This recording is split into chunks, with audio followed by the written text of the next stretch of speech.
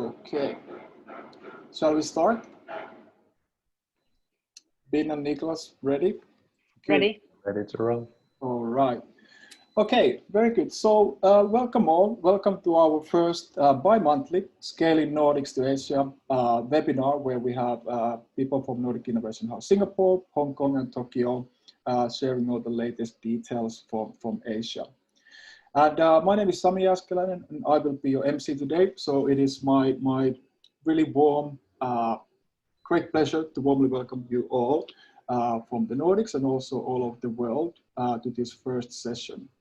Before we kick off, a couple of housekeeping rules. So please note that all the participants are automatically muted.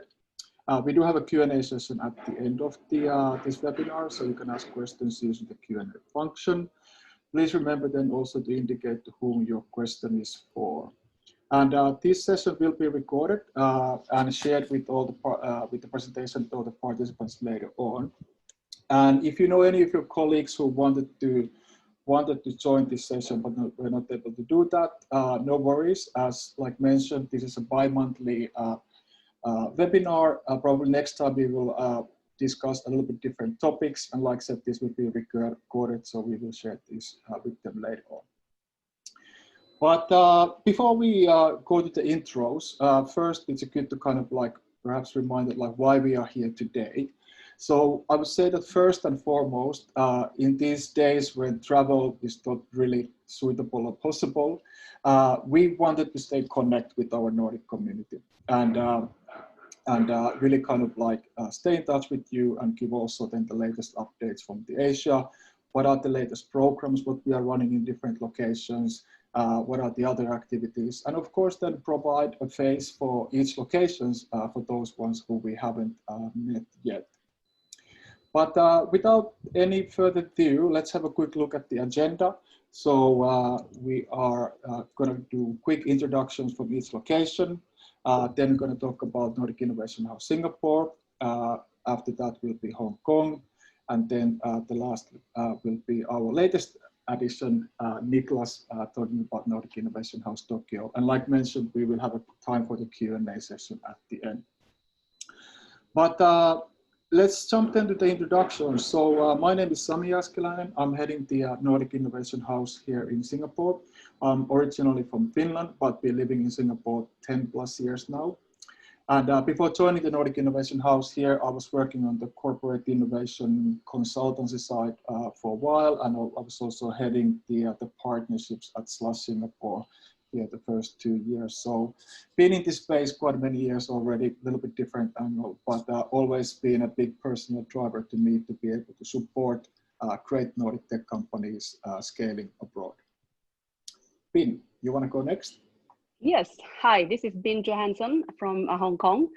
Short about me, I am Swedish. I know I look like Swedish, but yeah, Swedish Chinese. And I've been in Hong Kong for the last 10 years, working with China for the last 15 years. And come to Hong Kong, I have a big corporation background like Scandia and Standard Metal, like blue chip companies, but have always worked on the innovation side. So very, just like Sami, very interested in meeting and build communities. So let's see if you like our presentation today. Niklas. Thank you, Binh. Hello, everyone. My name is Niklas Carwanan. I'm the Community Director here at Nordic Innovation House Tokyo. And as Sami mentioned, we are the latest addition to the family. I've lived myself for about 4 years in Japan, and previously I was involved in building tech and innovation communities, as well as the SLUS Tokyo events and Junction hackathons. And I've been quite involved in the innovation scape here in Tokyo. So I'm really excited that this initiative is finally here and looking forward to sharing some of our updates with you. Thank you. Very good. Thank you, Binh and Niklas. And before we jump to the Singapore section, I think it's good to kind of like update everybody about what we're actually doing in globally, because we do have 2 offices also in US. So essentially, Nordic Innovation House is a community platform which accelerates and helps high-quality Nordic tech startups and scale-ups and growth companies which are expanding to the other regions in the world. And also one of the key ways how we're doing it is really helping them to connect with the right ecosystem stakeholders in the different locations. Our support comes all the way from Nordic Council of Ministers and an organization called Nordic Innovation, which is headquartered in Oslo. And I would say that it's truly unique collaboration between the Nordic countries.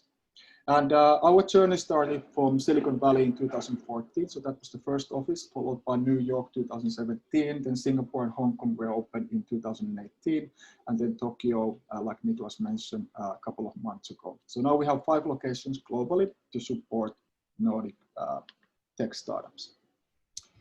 All right, let's talk about Singapore then. And actually, before we talk Singapore, I always want to make sure that it's quite important to understand Singapore's role in Southeast Asia, because it is really the regional innovation hub and the springboard to reach out 650 million people in Southeast Asia.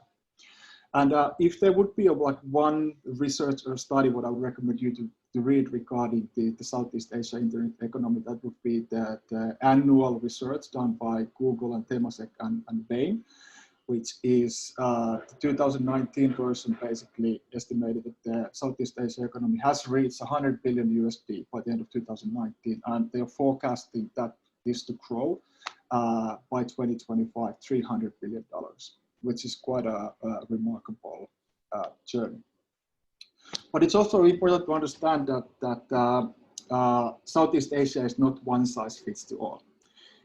If you look at the 6 leading countries in this region, you can see that the consumer behavior, the religion, the governance models, the currencies, and GDPs and everything, and the languages are all different in these countries. So I would say that it's a big illusion if you think that you can come to Southeast Asia and conquer all these countries with the same strategy. So adaptation is definitely key, but Singapore is definitely the right place to start that journey. And as we all know, every year there are tens of these different rankings and studies about different innovation economies and startup economies globally, and Singapore is constantly ranking top 3, top 5, or at least top 10. Also, if you look at the infrastructure in Singapore, it's truly amazing. And thanks to the 7,000 plus MNCs headquarters here, which are actively running different corporate innovation labs or challenges or different programs, it's really providing a good and constant flow of opportunities for the startups. So, and it also covers really, really nicely the whole region, because then you have those regional decision makers sitting in Singapore. If you look at a little bit on the money side, I would say the key takeaway here would be that every year, roughly 50% of the Southeast Asia startup investment is going through the Singapore, which is again quite a remarkable amount. And then, of course, in order to really build a good community and ecosystem, it also requires great support from the government.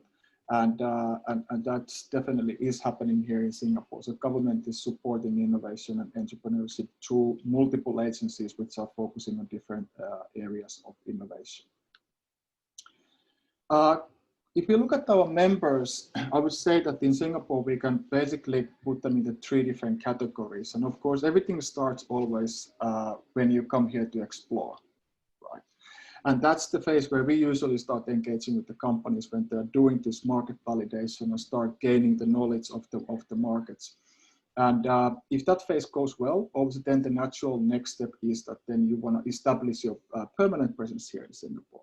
And that's kind of like a sweet spot for us as well in many ways, because these companies, they do usually need our help most.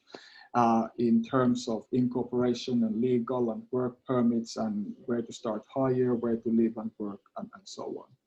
And then usually then the last 3rd step is when the companies start expanding from Singapore to the other markets in Southeast Asia. Singapore being still very, I would say, small market, 5.5 million people, and especially if you're on a consumer business side, you fairly quickly need to start think about that expansion in the region. But I would say the common denominator is really that the companies are here for looking at scale and growth, and we do have a good platform to support that.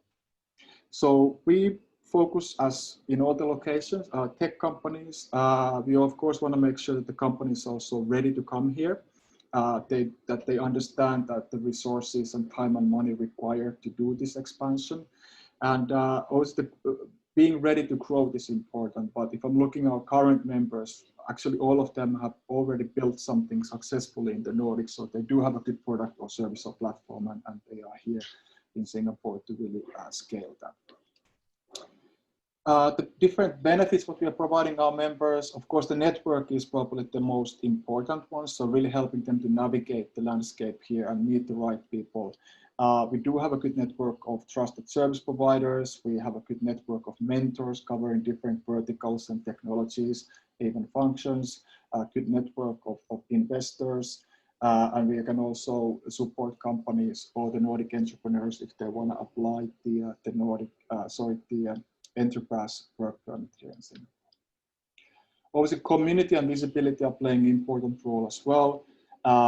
As everywhere where Nordic Innovation House is, this is always a joint collaboration. In Singapore, it's Business Sweden, Finnish Embassy, Promote Iceland, and Innovation Norway. And through us, the companies can also connect to their services and networks.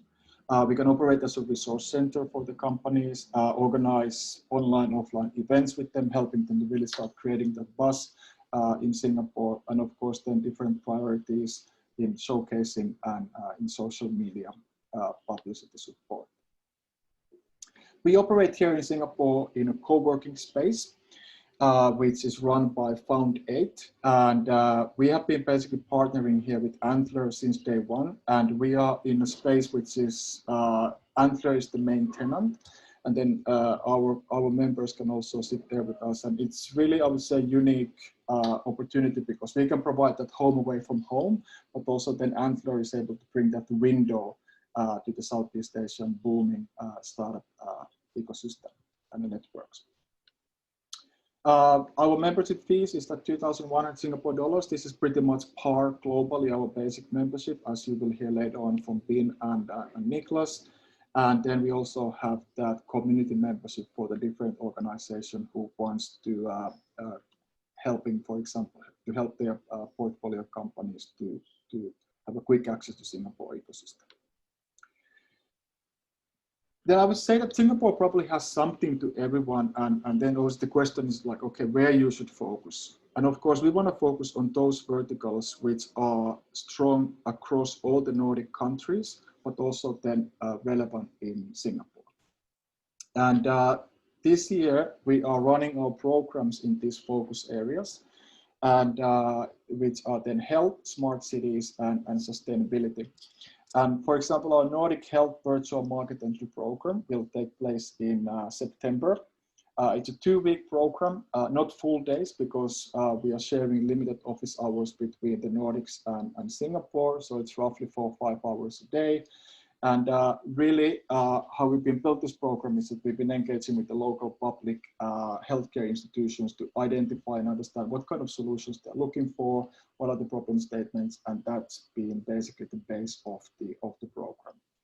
So a good program, 2 weeks, really focusing on business matchmaking and building these opportunities between the Nordic companies and then the Singapore healthcare institutions. Application deadline is still yet to come, so you can still apply. And then moving forward to our Smart Cities Virtual Market Entry Program, which is following pretty similar concept. There we have been focusing on Punggol Digital District, which is probably the most innovative and most ambitious development project in Southeast Asia. So Singapore is building a new town. And of course, then all the Singapore and the regional, I would say Singapore main developers who are also very active in the region are involved on the public and private side. And again, we've been identifying different problem statements and then connecting the companies for these stakeholders. Being a Nordic organization, sustainability is always like one of the key core values. And we actually needed to push our sustainability and impact program to Q1 2021 due to the current COVID crisis. So More updates regarding that is still to come. So for more information regarding these programs, please visit our website or drop us an email so then we can discuss more.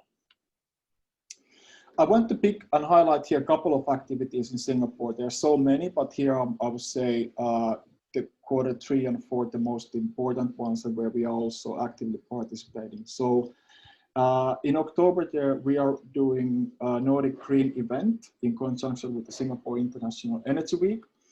And then I would say the biggest startup activity in Singapore, which is the Singapore Fintech Festival and Singapore Week of Innovation and Technology Switch, gathering 60,000 people, was moved to beginning of December. And we will be also running some activities focusing on Fintech during that week. Slingshot is still open, which is probably the biggest startup competition in Southeast Asia. The finals will be in conjunction with the Singapore Fintech Festival and Switch. Trade and Connectivity Challenge run by Enterprise Singapore and IPI is still open. There is an enterprise and industry track, which are quite interesting, a little bit different approach, I would say, compared to usual challenges. So focusing more on the industrial and enterprise side.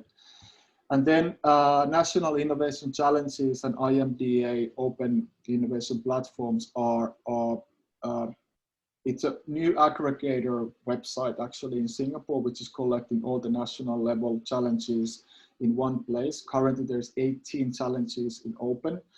Some of them will close end of August, some in September, but really kind of like a good place to understand also better different kind of challenges and opportunities coming from multiple verticals.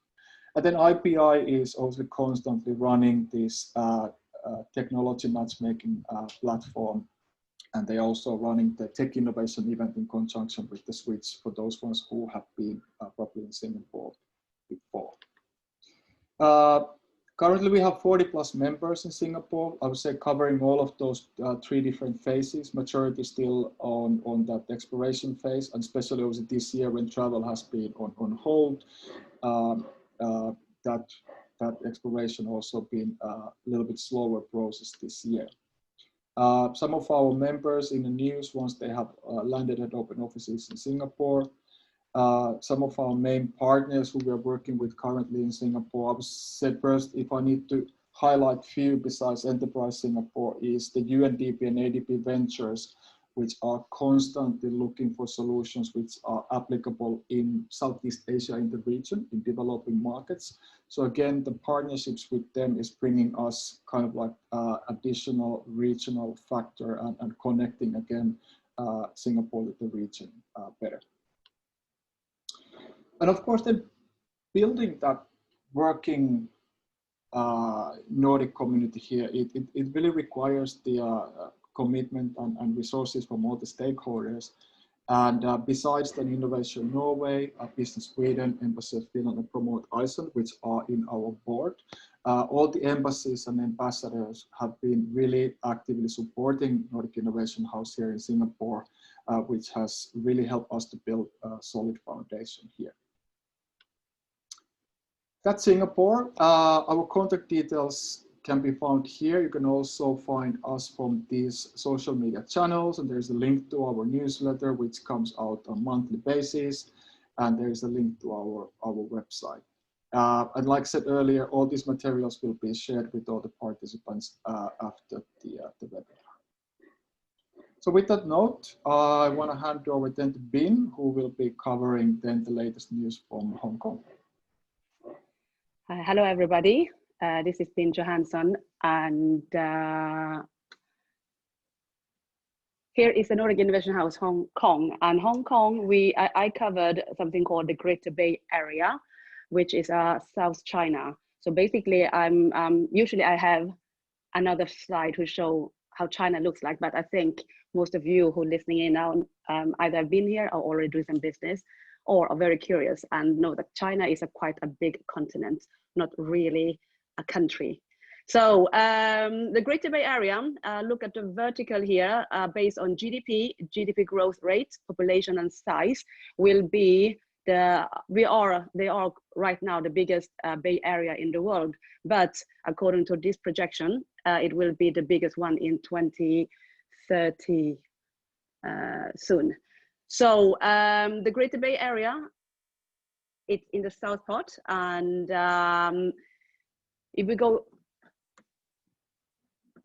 I will normally I will say that you scale your business first to Hong Kong and then over to Greater Bay Area, because Hong Kong, well, we are in the news a lot. So basically right now it's still a one country, two system, and together with Macau and Shenzhen and Guangzhou is the 4 cities that cover Greater Bay Area. And these figures, next please. This slide show how it is to work with Hong Kong before. So it's still very easy to do business in Hong Kong. We are still the freest and very strategically located, good legal system, and a gateway to China and the rest of Asia. Next, please. So in Hong Kong, just like in Shenzhen and the GBA area, because it's a financial hub here, so most startups across here will be in the financial sector. So, and the other sectors that Hong Kong and GBA is quite strong is in manufacturing, e-commerce, and others. I will jump right through the different programs that is happening in Hong Kong, because during the 2020 November month, there will be a lot of activities in Hong Kong. And it's different accelerator programs, fellowship programs that is offered to the Nordic community, because Sami already talked about what the that we help to scale the best from the Nordic countries over here. So one of the programs that is running right now, they're making a call for within Adventures to scale from Hong Kong to Greater Bay Area. And this fellowship program is especially for the EdTech community. Adventures GBA, they will select 12 companies, EdTech companies, to join this fellowship. And the idea is to like fly all these companies over to Hong Kong and then showcase Hong Kong and then Shenzhen and then to the Dongguan, another city within the South China. But due to the COVID situation with flight restrictions, all the programs that I'm bringing up now, the Hong Kong government already decided it will all be taken online. So for the Adventures Fellowship Program, it's all included. So the application deadline is already now in the 24th of August. Please check out the website. Just like Sami said, our social media is, we are posting a lot of different programs in the social media. So either you go directly there and follow us and apply, or just contact me later on for this fellowship program. Adventures Group have decided that this year they will not fly people in, but the idea is still to later on, when the flight restriction is lifted, they will still try to do some kind of program, physical program for the companies who is chosen. So for the EdTech startups, scale-up company in the Nordic countries, please check this out and apply. The next one is the Brink Food Tech program. For from the Hong Kong side, like China has been looking a lot at the food side, how to bring, how to tap into the food tech side. So based on us in the Swedish, the Nordic side, we are quite good at the food side. So check out this program. So this is in collaboration with Brink, and Brink offer 2 different programs. And that one, first one is the Food Tech Accelerator program, who is actually in Hong Kong, and the other one is the China Food Tech Accelerator program, who is based both in Hong Kong and in Guangzhou. So if you apply and are chosen, you will get a program worth $80,000 US and direct access to commercialize your products in the Chinese market. So again, this program, I think the deadline is already in the 14th of August, but the Nordic Innovation House Hong Kong have a deal with Brink. So if you email me and apply through me, you can still get into this program. Next one is Hong Kong Fintech Week. Again, Hong Kong Fintech Week, the adventure program, and the next one I'm going to present is all happening in November. They are all taking online, hence the information, more information will come during September month, how this will be done. So the Hong Kong Fintech Week, it will take place in the 2nd to the 6th of November. And again, go for the fast track program, for you to join the pitching contest where you can win up to $100,000 in cash prize and an investment from the up to $5 million to scale your fintech companies in Hong Kong up to GBA and the rest of China. So please apply to this program before the 31st of August, because after that the deadline, the link is closed, and there will not be possible to get into this pitching contest anymore. Nordic Innovation House Hong Kong, we are also partner with other big accelerators here in Hong Kong. So during the FinTech Week, there will be other pitching contests, and more information will come later. We have the Hong Kong Science Parks, Hong Kong Science and Technology Parks EPIC, the elevator pitch competition. More information come later, and same thing with the Cyberport Venture Capital Forum, the CVCF. So all this is pitching contest for company, for fintech startups, scale-ups, or growth company who actually want to tap in to the Hong Kong and GBA fintech community and ecosystem. So stay tuned. For the fintech week here, when everything takes online, they are right now planning how to do it. So basically it will be a 5 days program, 24/7. They will have different team working with different continents to match companies who are interested in meeting the investors, meeting partners, and connect with potential corporate clients. So for this year, the corporate champions who already confirmed that they will join the FinTech Week here in Hong Kong, or Hong Kong Exchange and Clearings, the AMTD Group. AMTD Group is one of the biggest financial group in Hong Kong and China and the rest of Asia, I would think. They are in insurance, banks, and financial institutions. And as you can see, Allianz is there, and also Microsoft also confirmed. So basically, if you have if you are within the RegTech, insurance, banking, and that kind of vertical, please check out the Hong Kong FinTech Week.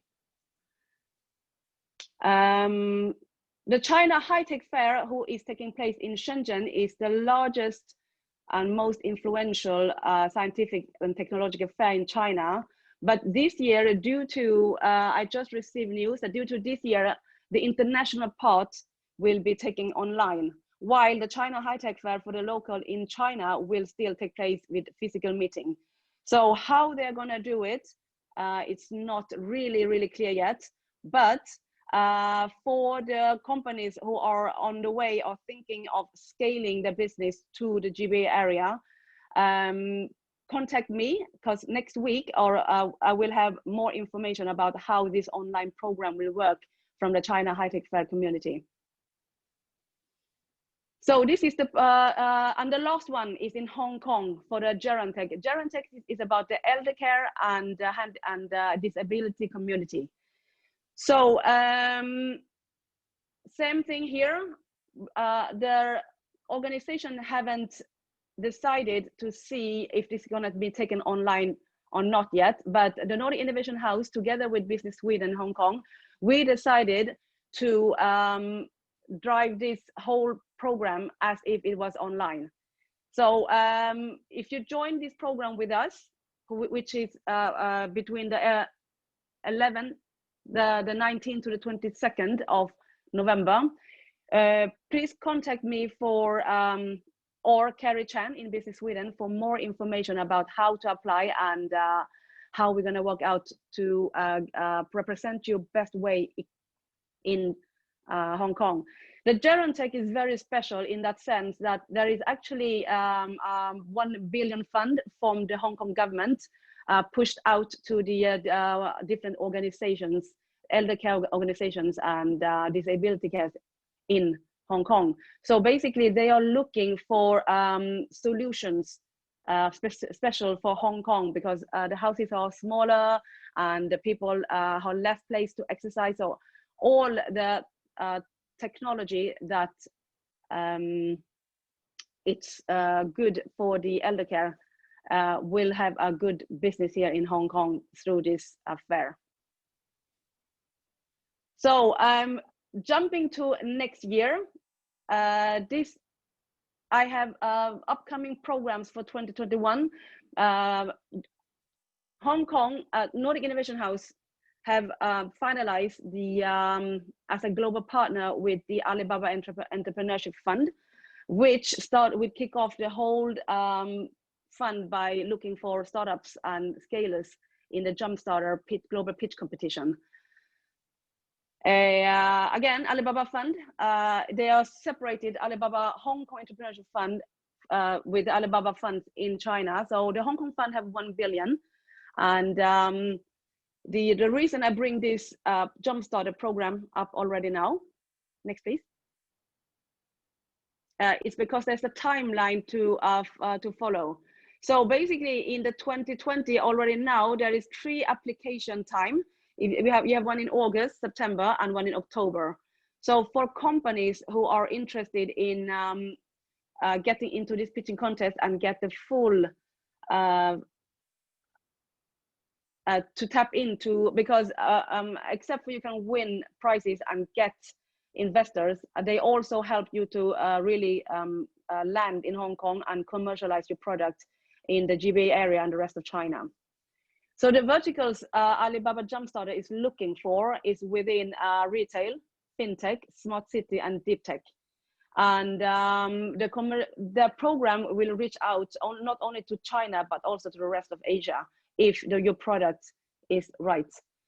So again, stay tuned and follow us in Instagram and LinkedIn or contact me for more information later.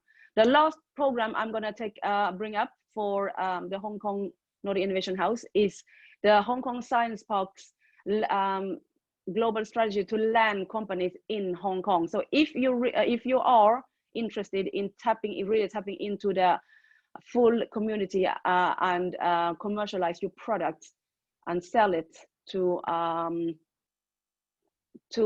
GBA and the rest of China.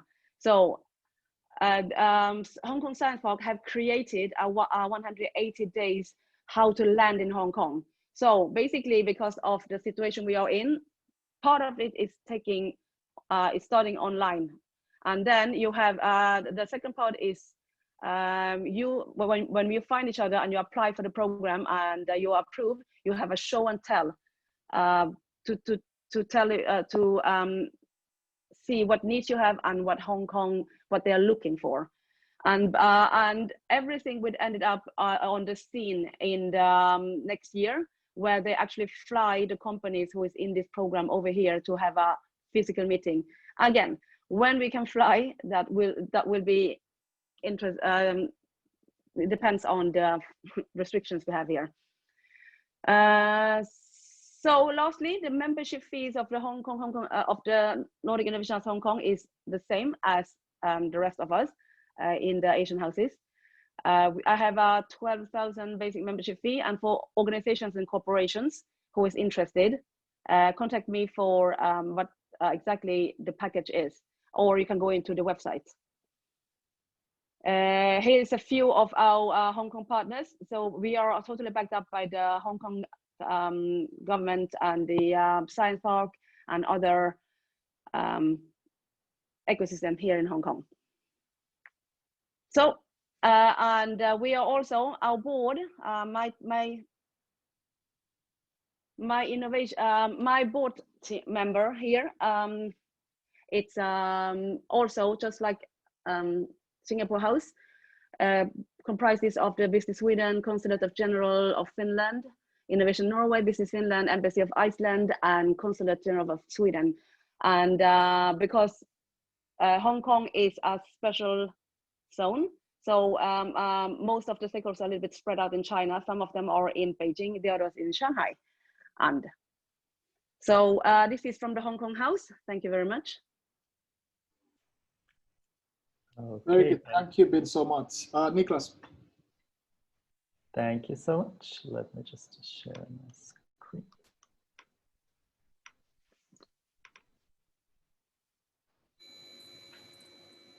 Okay. Yep. Thank you, Binh, and welcome to Tokyo. I'm really excited to be presenting to you about the Nordic Innovation House here. As mentioned, we've inaugurated in May this year, in the middle of the COVID crisis.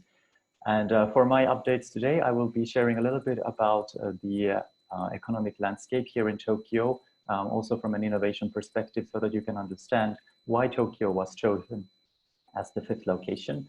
And after that, I'll dig into some of our activities, what we're doing here, and what you can expect from us moving forward. As many of you know, Japan is the 3rd largest economy in the world, and the Tokyo area is the largest metropolitan area in the world. It comprises about 30% of Japan's 126 million population. At the same time, Japan is also ranked very highly in terms of safety, and it's a very stable country. In terms of competitiveness and global innovation reports, Japan tends to rank somewhere in between the positions of 5 to 20, typically ranking very high on business dynamics and innovation and opportunities in the business landscape. And we're really excited that this year, Japan has also been mentioned, and Tokyo, in the Startup Genome Global Startup Ecosystem Report, and it went all the way to number 15, which is really exciting to us and tells that Japan and the government of Japan is really pushing for innovation. And here are some of the macro level challenges that we see in Japan that are calling for innovation. And a lot of it has to do with population. There is a decreasing population and labor force. This is a big issue. Japan so far has tackled it very much with automation, robotics, and AI. A lot of innovations in that field. Aging population, coming also with rising medical costs. It's been estimated that in 2040, over 35% of the population will be over 65 years old, which calls for a lot of innovations within this field. Also followed by the triple disaster in 2011, the government of Japan has put a great emphasis on creating new government goals for renewable sources for energy, the main being hydroelectricity, followed by solar and biomass. And there is also a general need for open innovation that Japan has realized. Japan has been absolutely amazing rebuilding the country after the Second World War throughout the 90s. However, some of the more traditional business models and internal innovations cannot keep up with the global pace anymore. And this is something that the government has realized. And as of April this year, they've introduced new kinds of tax benefits for open innovation projects. And lastly, about the ecosystem and the high level things, I wanted to mention a little bit about how the startup ecosystem looks like here. And we've been really happy to see a steady increase in Japanese investments into startups. Of course, if you look at the sizes, they're still far from, let's say, United States. We're talking about around 0.07% of the GDP compared to 0.3 in the States. However, the trend is still looking really good. And what I wanted to highlight here as well is that Japan is much more than just Tokyo. There are other big cities. Osaka, for example, has a population of 2.6 million people and is also looking into World Expo 2025. And a lot of activities are already building upon that. And of course, the Fukuoka area, which is in the southern part of the Kyushu, has been a strong advocate for startup ecosystems. And we see rising locations, Kyoto, Kobe, Chubu. So for Nordic Innovation House here in Tokyo, even though it says Tokyo in the name, it doesn't mean that we're only focusing on Tokyo. Quite the contrary, we're building networks across the country. On the next bullet point, you see a report from Innovation Leaders Summit, which is the largest open innovation event. This is a report from last year, telling about the fields that large Japanese corporations were looking for innovations and startups. So we can see deep tech field, especially batteries, connected cars, VR, AR, mobility, as well as digital health and smart cities. And of course, with the current COVID situation, digital health solutions globally, of course, as well as here in Japan, has been on the agenda for many. And lastly, I wanted to point out that we've seen a really positive trends for Japanese investments to Nordic companies. Since 2017, we've seen 28 cases and it's been growing. So this is really great to see. And we've seen recent VCs only tackling Japanese money into Nordic companies. If you're more interested, I really recommend looking into the Innovation Lab Asia's reports, which you can find online. And I also wanted to pinpoint a few exciting opportunities from Japan for Nordic startup scale-ups and growth companies. These programs and awards are currently accepting applications. We have Plug and Play Japan. They recently opened their third location in Osaka. You can see the verticals here. Deadline is September 7th. And they have COVID measures, so all of this can be done remotely as well. It is one of the very well-established acceleration program. And then also the Tokyo Financial Award is currently looking for applicants for this year's batch. You can see the prices here. And besides that, they also have a matchmaking program with major Japanese companies. Deadline September 11th. And there are also, of course, other programs and awards as well. Perhaps not so many as in some of the other countries that were mentioned, but the ones that you can see here are truly accepting foreign applications as well. And if you give us a follow, we will, of course, stay up to date when those application periods are open. But let's talk a little bit about Nordic Innovation House here. So we inaugurated in late May in the middle of the COVID-19 crisis, which means that we are currently fully virtual. We have shortlisted co-working locations, and we're looking forward to building a similar model as in Singapore, what Sami presented. However, at the moment, we conduct everything virtually, given the restrictions on traveling, and also because the ecosystem is still pretty much working from home. We conducted a health tech and COVID-19 seminar together with Japan External Trade Organization, JETRO, which is one of our main partners. So there is a recording available if you are interested in it. And these are just some of the partners that we have by date, but we are, of course, building them as we speak and move forward. And this is our team. We are really happy to have all the trade promotion organizations and embassies here in Tokyo. It gives us a really good access to networks. It's a very strong and motivated team. And we look forward to seeing how we can best utilize and tap into those networks that have been built here for decades already. And I wanted to share a little bit more about the membership plan. This is exciting because we actually just launched this yesterday. It is on our website, but you will see the social media updates coming out today. But as Sami mentioned, we are targeting companies with these 4 support mechanisms, which are access to networks, Nordic support, community access, and company visibility. And I will go into a few details here. Bear with me. I know it's a very text-heavy slide. In terms of network access, we are building connections with local government agencies. There are a lot of support services. A lot of them are for free in terms of visa and work permits, startup services, help with regulatory issues. But this challenge here is that a lot of this information doesn't always reach the Nordics or other countries very well. And some of it might still be in Japanese. So we do our best to work as a bridge there as well. Access to trusted service providers, incorporation, legal, accounting, all these things that you need as a new company in Japan.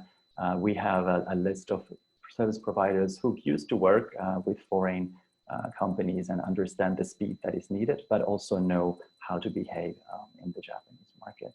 Mentorships, and then online and on-site business matchmaking. In terms of the Nordic support, as I mentioned, we're really happy to have all the TPOs presented here in Tokyo. And we can also give very practical guidance with Japanese business culture. This is perhaps one of the elements that sets us most apart from most of the other houses, is that there are some obvious language and cultural hurdles when entering into the Japanese market. And this is really something that we want to bring value and we want to guide companies with, whether it's in terms of how to prepare for a meeting or what kind of material you should present and so on and so forth. In terms of community activities, it is of course everything online at the moment, but we do look forward to having on-site events as well. And we work as a resource center for accelerators and challenges such as already mentioned. And through us, you can be continuously engaged in the local ecosystem and what is happening here in Tokyo. And the fourth is then company visibility. So this is through social media, newsletter publicity activities. And of course, when the local media approach to us, we do our best to always put our membership first and try to promote our members as much as possible. And then once we have different industry and showcasing events, we will then reach out to our members about those opportunities. So this is what the Nordic companies can expect from us.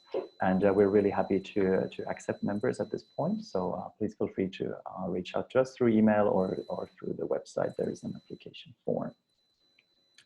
And the membership fee, as mentioned, this is pretty much synchronized across the Asian locations. So this is around 1,500 USD a year. For any other kinds of opportunities or interests to work with us, please shoot a message and we can discuss. And last, I wanted to share a couple of our next steps and events. So we've just opened our membership deals. So we're looking forward to starting our member recruitment. Also, we are currently finalizing our 2021 initiatives and programs. So what are some of the key verticals that we want to push forward here in Japan? Something that there is a business case here in Japan, and we know that there are quality innovations also in the Nordics. So we look forward to announcing these in the upcoming months and then building program around them, eventually leading up to similar programs that Sami has already brought up today. And of course, when COVID-19 allows, we will have a location as well. About our upcoming events, we are part of Tech Barbecue, which is happening on September 19th. It's fully virtual at the moment. And we are also looking forward to kicking off monthly Nordic Japan innovation dinners. These are physical or digital, depending on the situation, community building activities. So one of the value that we want to bring as Nordic Innovation House here in Japan and Tokyo is to bring the Nordic business community together. And we think there's a lot of untapped potential in those networks, and we want to be facilitating that. So we'll kick it off with this kind of roundtable dinner event next month. But that would be all from me. This is just my contact details. Feel free to reach out. Also give us a follow on social media where we post all of our updates. And without further ado, I would like to kick it off to the Q&A part. So in the Zoom toolbar, you have a Q&A button, which you are free to use. Please send us any questions you might have. And please do also remember to point who do you would like to address the question to, or if it's for all of us. But that would be all from Tokyo, and thanks for giving me the opportunity to present. Very good. Thank you so much, Niklas. We had a couple of questions already here, so let's kick off with these. First one is regarding the food and agri-tech activities. Addition what was mentioned in the presentations, and maybe if you may, I can go first. So as I mentioned, we are running our sustainability and impact program in Q1 2021, and food and agri-tech most likely will be part of that. And there's a couple of reasons. Of course, one is that we have seen a lot of more and more activities in that area coming from the Nordics.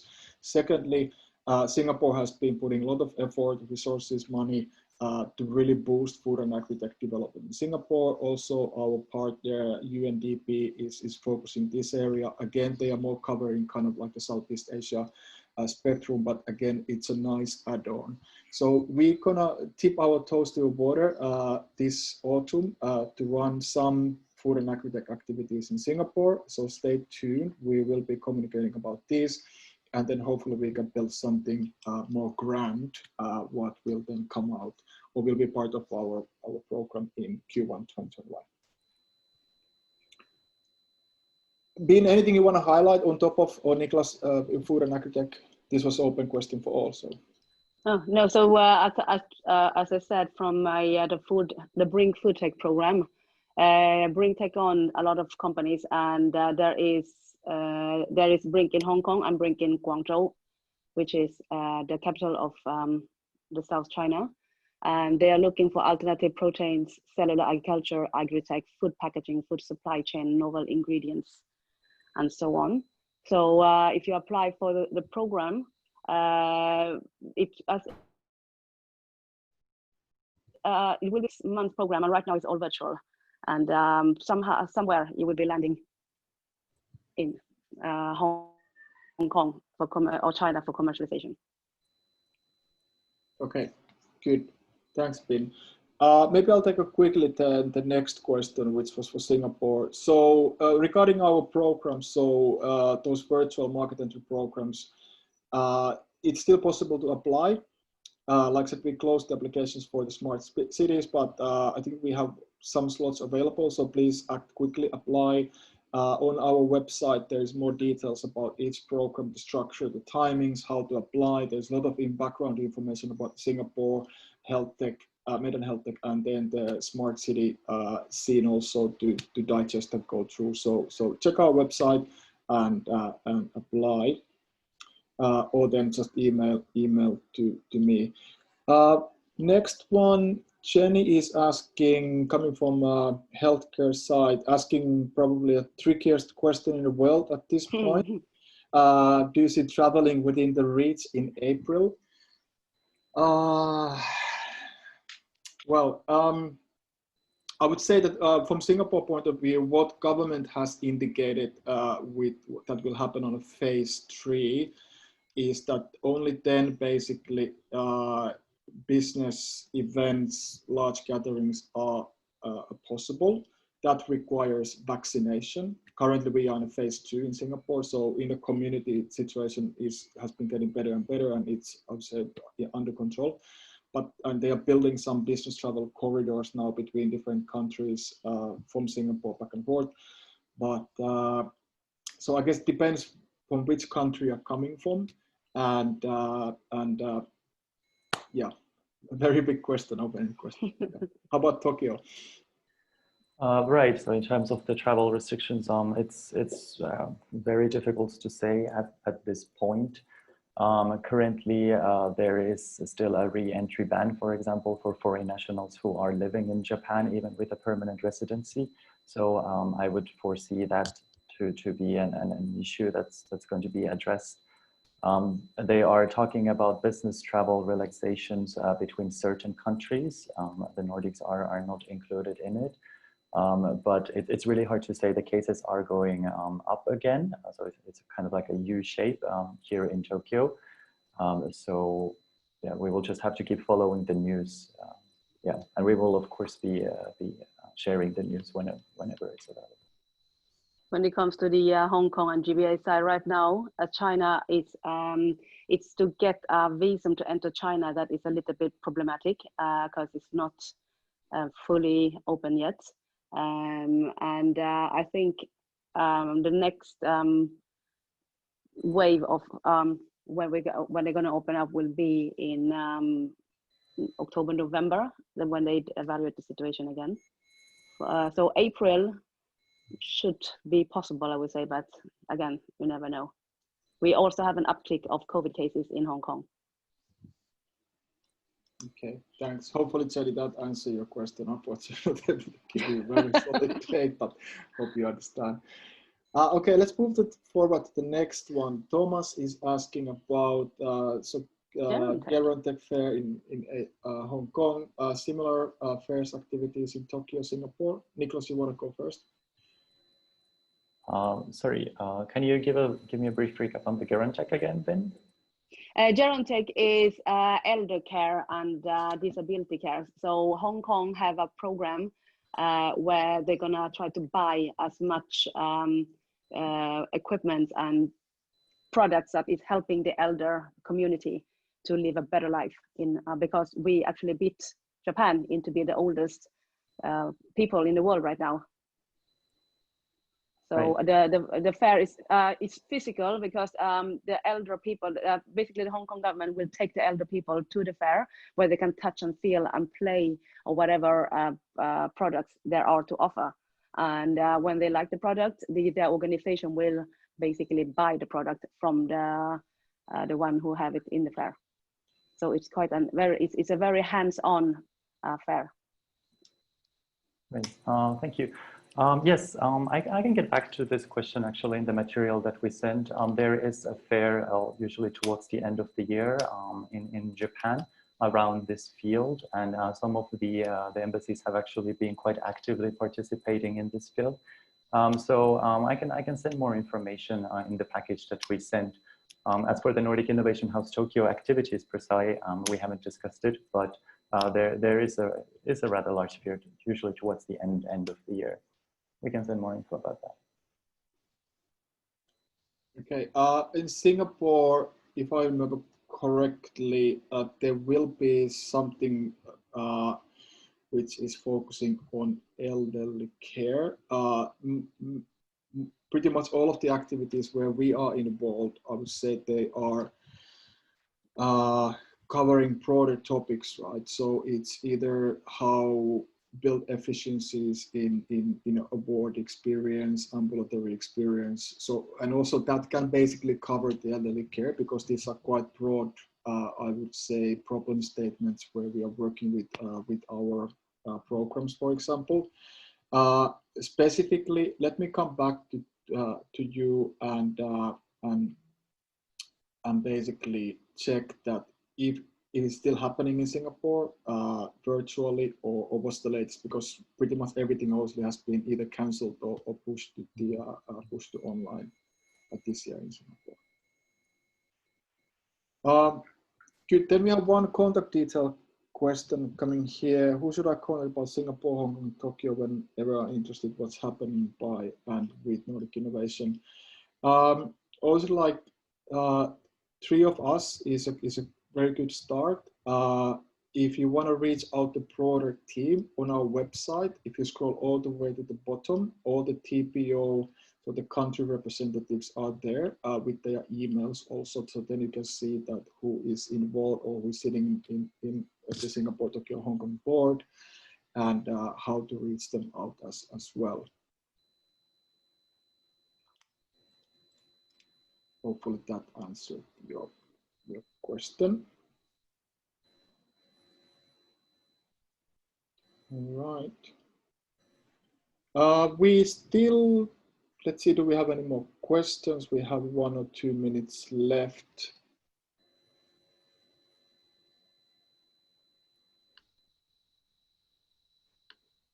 And if nothing else, I guess then we can wrap up our session today. On my behalf, thank you so much for all the participants. Like I said, this is for us is really important to stay in connect with all the Nordic communities in these times. We will run this bi-monthly, like mentioned. We do have a feedback form, will be part of our email, what we will be sending with the materials. On that, you can also let us know what's the area, what is the most interesting for you. Like, do you want to hear about the investor landscape in Tokyo and Singapore and Hong Kong? We can cover that one next, because also we don't want to run through the same content every single time. So we are happy to kind of like tailor the content based on your needs also. But on my behalf, thank you so much for joining us today. Niklas, Binh. And from the Hong Kong House behalf, I went directly to the different programs this time, is because all of the programs that I brought up, the deadline is during August. And also, and the physical events are in November. So because of special circumstances that they are taking everything online. So it's, I don't have all the information right now. So I would like you to approach me if you are interested to join any of these events. for people within, for communities, organizations in the Nordic countries within the gerontech, the elder care and disability care. This is one of the best fair that I know that Hong Kong provide, because it's basically a product that we, Hong Kong government really need. So please contact me or Carrie Chan in Business Sweden if you want more information with exact how the program works. Thank you very much for tuning in. Yes, thank you all so much for joining. We look really forward to sharing more updates from Tokyo with our initiatives and programs, more events, and also very happy to start talking to the first pioneer members. And just to answer one of the questions, it was Medical Japan 2020 was one of the fairs, but we'll include that information in the email. And as Sami mentioned, please do reply to the feedback form. It's really important for us so that we can provide content that is appealing and interesting to all of you. But thank you all so much for joining us today. Very good. Thank you. Thank you. Stay safe.